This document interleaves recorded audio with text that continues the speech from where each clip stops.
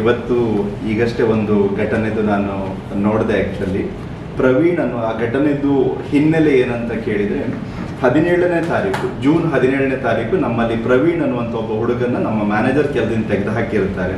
ಅದಕ್ಕೆ ಕಾರಣ ಏನು ಕೇಳಿದರೆ, ಅವನು ಅನ್ನೆಸೆಸರ್ಲಿ ನಮ್ಮದು 6 ಜನರೇಟರ್ಗಳು ಕಂಟಿನ್ಯೂಸ್ ರನ್ ಆಗುವಾಗೆ ಮಾಡಿದ್ದಾನೆ ಅಂತ ಹೇಳುವಂಥ ಕಂಪ್ಲೇಂಟ್ ಇತ್ತು. ಅವನ ಬೇಜವಾಬ್ದಾರಿಯಿಂದಾಗಿ ಆ 6 ಜನರೇಟರ್ಗಳು ರನ್ ಆದಕ್ಕೆ ಕನ್ಫರ್ಮ್ ಆಗಿತ್ತು ಕೂಡ. ಅದಕ್ಕಾಗಿ ನಮ್ಮ ಮ್ಯಾನೇಜರ್ ಅವನ ಕೆಲದಿಂದ ತೆಗೆದು ಹಾಕಿದ್ರು. ಜೊತೆಗೆ ಅದಕ್ಕಿಂತ ಒಂದು 7-8 ದಿನಗಳ ಹಿಂದೆ ಅಷ್ಟೇ ಕೂಡ ಅವನ ಹಿಂದ್ಗಡೆನೇ ಅವನ ಮೇಲ್ಗಡೆ ಇನ್ನೊಂದು ಕಂಪ್ಲೇಂಟ್ ಕೂಡ ಬಂದಿತ್ತೆ ಅಂತ ಕೇಳಿದರೆ, ನಮ್ಮಲ್ಲಿ ಬೆಳಿಗ್ಗೆ ಬೇಗ ಅಂದರೆ 5 ಗಂಟೆಗೆ ಒಂದು ವರ್ಕ್ ಸ್ಟಾರ್ಟ್ ಆಗುತ್ತೆ. ಆ ಮಷೀನಿನ MCB ಅನ್ನುವಂಥದ್ದು ಮಾರ್ನಿಂಗ್ ಸುಟ್ಟು ಹೋಗಿತ್ತು. ಅದನ್ನು ಚೇಂಜ್ ಮಾಡುವಂತ ಹೇಳಿದರೆ ಅವನು 8:30 ತನಕನೂ ಕೂಡ ಬಂದಿರೋದಿಲ್ಲ. ಮಷಿನ್ ಸೂಪರ್ವೈಸರ್ ಅವನಿಗೆ ಫೋನ್ ಮಾಡಿ ಹೇಳಿದ್ರು ಕೂಡ ಅವ್ನು ಬೆಳಿಗ್ಗೆ 8:30 ತನಕ ಅವ್ನು ಬರೋದಿಲ್ಲ. ಆ machine entire work process stop ಆಗಿರುತ್ತೆ. ಆ ಕಂಪ್ಲೇಂಟ್ ಬಂದಾಗಲೂ ಕೂಡ ಅವನಿಗೆ ನಾವು ಹೇಳಿದ್ವಿ, ನೀವು ಈ ಥರ ಬೇಜವಾಬ್ದಾರಿ ವರ್ತನೆ ಮಾಡಿದಾಗ ಮುಂದೆ ನಾವು ಕೆಲದಿಂದ ತೆಗಿಬೇಕಾಗತ್ತೆ ಅನ್ನೋಂಥ ವಾರ್ನಿಂಗ್ ಕೂಡ ಕೊಟ್ಟಿರ್ತೀವಿ. ಅದಾದಮೇಲೆ ಈ ಜನರೇಟರ್ ಇನ್ಸಿಡೆಂಟ್ ಆದಾಗ ಅವನು ನಷ್ಟ ಮಾಡಿದ್ದು ಕನ್ಫರ್ಮ್ ಆದಾಗ ನಮ್ಮ ಮ್ಯಾನೇಜರ್ ಅವನ್ನ ಕೆಲದಿಂದ ತೆಗೆದು ಹಾಕಿದ್ದಾರೆ. ಅದಾದಮೇಲೆ ಅವನೇನು ಮಾಡ್ತಾನೆ, ನಾನು ಆ ದಿನ ಬರುವಂಥದ್ದು ಬೆಳಿಗ್ಗೆ 9 ಗಂಟೆಗೆ ನಾನು ಆಫೀಸಿಗೆ ಬರ್ತೇನೆ. ಬರುವಾಗ ಅವನು ಸೆಕ್ಯೂರಿಟಿ ರೂಮಲ್ಲಿ ಕೂತಿದ್ದ. ಬಂದ ಮೇಲೆ ನಾನು ನನ್ನ ಕೆಲಸದಲ್ಲಿ ಬ್ಯುಸಿ ಆದೆ, ವಿಸಿಟರ್ಸ್ಗಳು ಬಂದಿದ್ರು, ಬ್ಯುಸಿ ಆದೆ ನಾನು. ಅದಾದಮೇಲೆ 9:45ಕ್ಕೆ ನಾನು ನಂದು ಇನ್ನೊಂದು ಸೈಟಿಗೆ ಹೋಗ್ಲಿಕ್ಕಿತ್ತು, ಇನ್ನೊಂದು ಆಫೀಸಿಗೆ ಹೋಗ್ಲಿಕ್ಕಿತ್ತು. ಆ ಆಫೀಸಿಗೆ ಹೋಗುವ ಮಾರ್ಗದಲ್ಲಿ ಇವನು ಸೆಕ್ಯೂರಿಟಿ ರೂಮಲ್ಲಿ ನಾವು ನಿಂತಿರೋದು ಕೂತಿರೋದು ನಾನು ನೋಡಿದ್ದೇನೆ. ಆ 4 ಸೆಕೆಂಡ್ ನಾನು ಅವನ ಎದುರುಗಡೆ ಪಾಸ್ ಆಗಿದ್ದೇನೆ ಬಿಟ್ಟರೆ ಮತ್ತೆ ಯಾವುದೇ ರೀತಿಯ ನನ್ನ ಮತ್ತು ಅವನ ಭೇಟಿ ಆ ಇಡೀ ದಿನದಲ್ಲಿ ಆಗಲಿಲ್ಲ. ಬೆಳಿಗ್ಗೆ ಅವನು 8 ಗಂಟೆಗೆ ಬಂದದ್ರಿಂದ ಮಧ್ಯಾಹ್ನ 2 ಗಂಟೆ ತನಕ ಅವನು ಏನೇನು ಆಕ್ಟಿವಿಟೀಸ್ ಮಾಡಿದಾನೆ ಅದೆಲ್ಲವೂ CCTV ಫುಟೇಜಲ್ಲಿ ಕ್ಲಿಯರ್ ಕಟ್ ರೆಕಾರ್ಡ್ ಆಗಿದೆ ಸರ್. ಅದನ್ನು ನಾವೇನು ಮಾಡಿದ್ದೀವಿ, ನಮ್ಮ ಪೊಲೀಸ್ ಇವರಿಗೂ ಡಿಪಾರ್ಟ್ಮೆಂಟ್ ಅವರಿಗೂ ಕೂಡ ಕೊಟ್ಟಿದ್ದೀವಿ.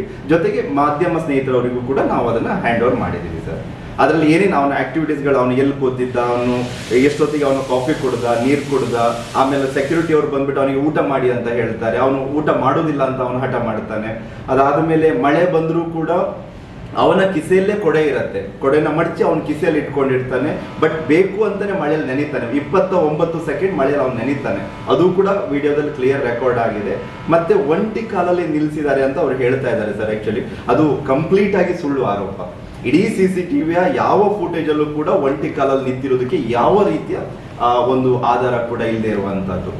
ಅದರಲ್ಲಿ ಅವನು ಏನ್ ಮಾಡ್ತಾನೆ, ಬೆಳಿಗ್ಗೆ ಪ್ರಾಬಬ್ಲಿ 8:45-9 ಗಂಟೆ ಸುಮಾರಿಗೆ ಖಾಲಿ 16-17 ಸೆಕೆಂಡ್ ಅವನು ಒಂಟಿ ಕಾಲಲ್ಲಿ ಅವನು ನಿಲ್ತಾನೆ. ಅವನಷ್ಟಕ್ಕೆ ಅವನು ಹೋಗಿ ನಿಲ್ತಾನೆ.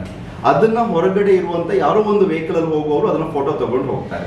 ಜಸ್ಟ್ 17 ಸೆಕೆಂಡ್ಸ್ ಅದು ಕೂಡ ಇರುವಂತದ್ದು. ಅದು ಬೆಳಿಗ್ಗೆ ಅವನು ಸೆಕ್ಯೂರಿಟಿ ರೂಮಿಗೆ ಹೋದ ನಂತರದಲ್ಲಿ ಯಾವುದೇ ನಮ್ಮ ಮ್ಯಾನೇಜರ್ಗಳಾಗ್ಲಿ ಅಥವಾ ನನ್ನ ಸ್ಟಾಫ್ಗಳಾಗ್ಲಿ ಯಾರು ಕೂಡ ಅವನ್ನ ಮಾತಾಡ್ತಿರಲ್ಲ. ಅವನ ಕೈಯಲ್ಲೇ ಮೊಬೈಲ್ ಇರುತ್ತೆ. ಈಗ ಅವನೇನು ಆರೋಪ ಮಾಡಿದ ಮೊಬೈಲ್ ತಗೊಂಡಿದ್ದಾರೆ, ಅವನ ಕಿಸೆಯಲ್ಲೇ ಮೊಬೈಲ್ ಇದೆ. ಮಧ್ಯದಲ್ಲಿ ಅವನ ಮೊಬೈಲಲ್ಲಿ ಫೋನ್ ಮಾಡೋದು, ವಿಡಿಯೋ ಇದು ಮಾಡಿದ್ದು ಅದೆಲ್ಲವೂ ರೆಕಾರ್ಡಿಂಗ್ ಅಲ್ಲಿ ಕ್ಲಿಯರ್ ಆಗಿದೆ ಸರ್. ಅದನ್ನ ಆಲ್ರೆಡಿ ನಾವು ಡಿಪಾರ್ಟ್ಮೆಂಟ್ ಅವರಿಗೆ ನಾವು ಕೊಟ್ಟಿದ್ದೇವೆ ಸರ್ ಇದರಲ್ಲಿ.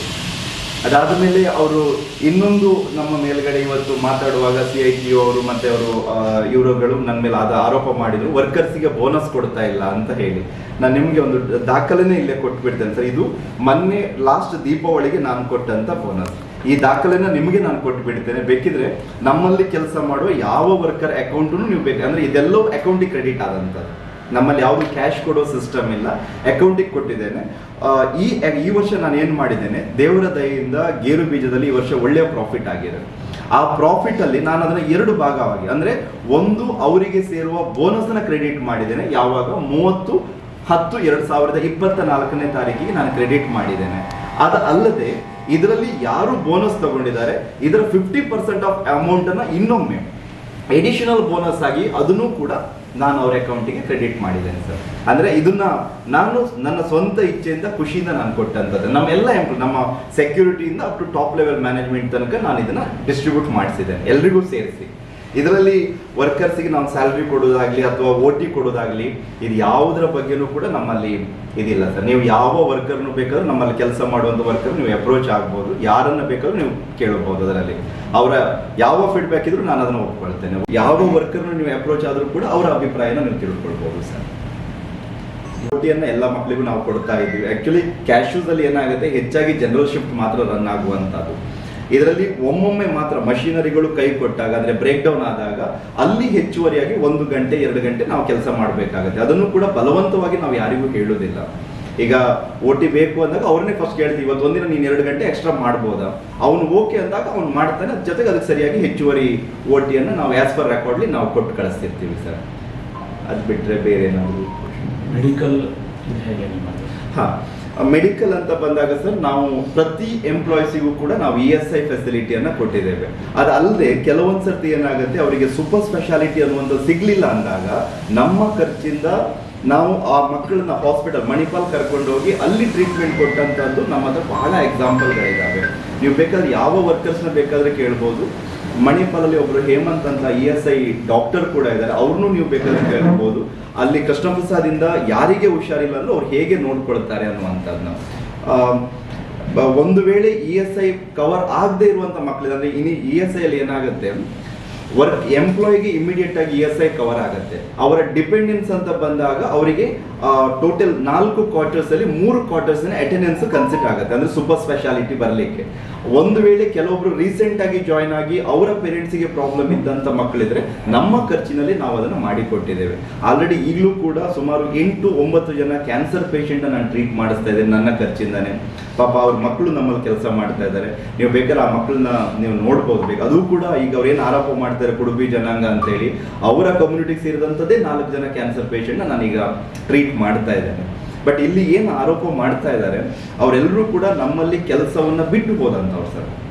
ಈಗ ಒಂದು ವ್ಯವಸ್ಥೆಯಲ್ಲಿ ನೀವು ವರ್ಕರ್ನ ಸರಿಯಾಗಿ ಹ್ಯಾಂಡಲ್ ಮಾಡಲಿಲ್ಲ ಅಂತಂದಾಗ ಸಾವಿರಾರು ಜನ ಆ ವ್ಯವಸ್ಥೆಯಲ್ಲಿ ಕೆಲಸ ಮಾಡುವಂಥದ್ದು ಬಹಳ ಕಷ್ಟ.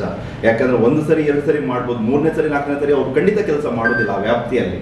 ಇಲ್ಲಿ ಏನಾಗಿದೆ, ವೆರಿ ಕ್ಲಿಯರ್ ಆಗಿ ನಮ್ಮಲ್ಲಿ ಏನು ವರ್ಕರ್ಸ್ ಕೆಲಸ ಮಾಡ್ತಾವ್ರು ಯಾರ ಅಭಿಪ್ರಾಯಗಳನ್ನು ಬೇಕಾದ್ರೆ ನೀವು ಕೇಳ್ಬೋದು ಸರ್. ವೆರಿ ಕ್ಲಿಯರ್ ಆಗಿ ಅವರು ಫೀಡ್ಬ್ಯಾಕ್ ಕೊಡ್ತಾರೆ ನಿಮಗೆ.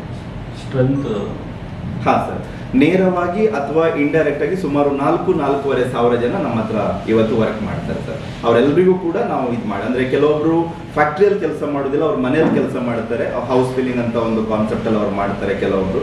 ಅಂಥವ್ರಿಗೂ ಕೂಡ ನಾವು ಹುಷಾರಿಲ್ಲ ಅಂದರೆ ಅಥವಾ ಪ್ರಾಬ್ಲಮ್, ಈವನ್ ಅವರಿಗೂ ಕೂಡ ಬೋನಸ್ ನಾನು 2 ಬೋನಸ್ ಡಿಸ್ಟ್ರಿಬ್ಯೂಟ್ ಮಾಡಿದ್ದೇನೆ ಈ ವರ್ಷ. ನಿಯರ್ಲಿ 14-16% ಇರುತ್ತೆ. ಅದು ಯಾರದ್ದು ಬೇಕಾದ್ರೆ ನೀವು ಚೆಕ್ ಮಾಡ್ಬೋದು ಸರ್ ಇದರಲ್ಲಿ. ಮತ್ತೆ ಇದು ಹೊಡಿತಾರೆ, ನಾಯಿಗೂಡಲ್ಲಿ ಕೂಡ ಹಾಕಿ ಬೆಳಗ್ಗೆ ಬಾಗಿಲು ತೆಗಿತಾರೆ.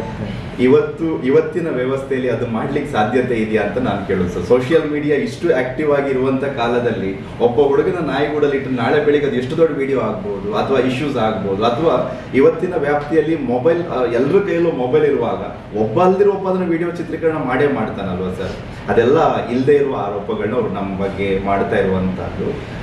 ಮತ್ತೆ ಅವರ ಉದ್ದೇಶ ಇದರಲ್ಲಿರುವಂಥದ್ದು ಕ್ಲಿಯರ್ ಏನು ಕೇಳಿದ್ರೆ, ಏನು ಸಂಸ್ಥೆ ಗ್ರೋತ್ ಆಗ್ತಾ ಇದೆ ಆ ಗ್ರೋತ್ನ ಸಹಿಸದೇ ಇದ್ದಂಥವ್ರು. ಮತ್ತೆ ನಮ್ಮಲ್ಲಿ ಈಗ ಏನಾಗುತ್ತೆ, ಇಷ್ಟು ದೊಡ್ಡ ಸಂಸ್ಥೆಯಲ್ಲಿ ಒಬ್ಬ ಹುಡುಗ ಅವನ ಬೇಜವಾಬ್ದಾರಿಯಿಂದ ಅತಿ ಹೆಚ್ಚು ನಷ್ಟಗಳನ್ನ ಮಾಡಿದಾಗ ಮ್ಯಾನೇಜ್ಮೆಂಟ್ ಅವನ ವಿರುದ್ಧ ಕ್ರಮ ತಗೊಳ್ಳೇಬೇಕಾಗತ್ತೆ, ಅಂದ್ರೆ ಅವ್ನ ಕೆಲದಿಂದ ತೆಗೆದು ಹಾಕ್ಲೇಬೇಕಾಗತ್ತೆ ನಾವು. ಅದನ್ನ ಅವರು ಈ ರೀತಿಯಲ್ಲಿ ಆರೋಪಗಳನ್ನ ಮಾಡುವಂಥದ್ದು ಅಷ್ಟು ಸೂಕ್ತ ಅಲ್ಲ ಅನ್ನುವಂಥದ್ದು ನನ್ನ ಅಭಿಪ್ರಾಯ. ಒಂದು ಇನ್ನೊಂದು ಥಿಂಗ್, ಈ ವ್ಯವಸ್ಥೆನ ಡಿಪೆಂಡ್ ಆದಂಥ ತುಂಬ ಒಳ್ಳೆಯ ಸಾವಿರಾರು ಜನ ಒಳಗಡೆ ಕೆಲಸ ಮಾಡ್ತಾರೆ. ಇವಾಗ ನಾವು ಲೇಟೆಸ್ಟ್ ಟೆಕ್ನಾಲಜಿಗಳು ಅಂದರೆ ಆರ್ಟಿಫಿಷಿಯಲ್ ಇಂಟೆಲಿಜೆನ್ಸ್ ಒಂದು ಕಾಲದಲ್ಲಿ ನಾವು ಬಂದು ನಿಂತಿದ್ದೀವಿ. ಈಗ ಒಂದೊಂದು ಮಷಿನರಿಗಳು ಕೂಡ 100 ಜನ ಮಾಡೋ ಕೆಲಸನ ಮಾಡಿಕೊಡುವಂಥ ಒಂದು ಕಾಲ. ಮ್ಯಾನೇಜ್ಮೆಂಟ್ ಈಗ ಏನಾದರೂ ನಿರ್ಧಾರಗಳನ್ನ ತಗೊಂಡು ಮ್ಯಾಕ್ಸಿಮಮ್ ಮೆಕನೈಸೇಷನ್ ಮಾಡಿದರೆ ಸಾವಿರಾರು ಜನರ ಕೆಲಸ ಹೋಗುತ್ತೆ ಸರ್. ಇಲ್ಲಿ ಈ ಕೃಷ್ಣ ಪ್ರಸಾದಿನ ನಮ್ಮ ಮೂಲ ಉದ್ದೇಶ ಇರುವಂಥದ್ದು 2 ಇದ್ದದ್ದು. ಒಂದು, ಎಜುಕೇಷನಿಗೆ ನಾವು ಹೆಲ್ಪ್ ಮಾಡಬೇಕು ರೂರಲ್ ಏರಿಯಾದಲ್ಲಿ. ಇನ್ನೊಂದು, ಜನರಿಗೆ ಎಂಪ್ಲಾಯ್ಮೆಂಟ್ನ ಕ್ರಿಯೇಟ್ ಮಾಡಬೇಕು. ಈ 2 ಉದ್ದೇಶ ಇಟ್ಕೊಂಡು ನಾನು ನನ್ನ 2035 ಒಳಗಡೆ 10 ಸರ್. ನಾನು ನನ್ನ ಲೀಗಲ್ ಟೀಮಲ್ಲಿ ನಿನ್ನೆಯಷ್ಟೇ ನಾನು ಮಾತಾಡಿದ್ದೇನೆ. ಅವ್ರು ಏನು ನಮ್ಮ ಬಗ್ಗೆ ಸುಳ್ಳು ಆರೋಪಗಳನ್ನ ಎಸ್ಪೆಷಲಿ ಸೋಷಿಯಲ್ ಮೀಡಿಯಾಗಳಲ್ಲಿ ಆಧಾರ ರಹಿತವಾಗಿ ನಮ್ಮ ಬಗ್ಗೆ ಮಾಡ್ಕೊಂಡು ಹೋಗ್ತಾ ಇದ್ದಾರೆ. ಅದು ಅವ್ರ ಬಗ್ಗೆ ಖಂಡಿತವಾಗ್ಲೂ ಮುಂದಿನ ದಿನದಲ್ಲಿ ನಾವು ಕಾನೂನು ಕ್ರಮವನ್ನು ಕೈಗೊಳ್ತೇವೆ ಸರ್.